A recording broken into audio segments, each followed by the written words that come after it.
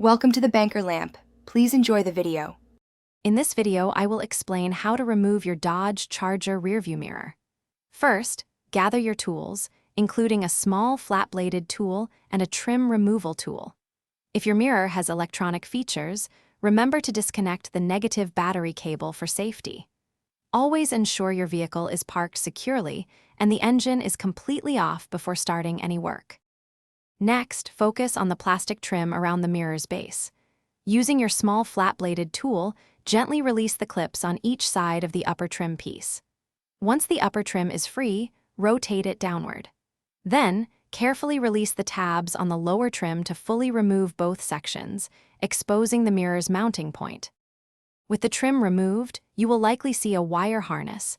Disconnect this if present. Now, firmly grasp the mirror by its base. The key step is to rotate the entire mirror assembly. Turn it clockwise approximately 90 degrees. This action should release the mirror from its mounting button on the windshield, allowing you to carefully remove it. After successfully removing the mirror, store it in a safe place to avoid damage.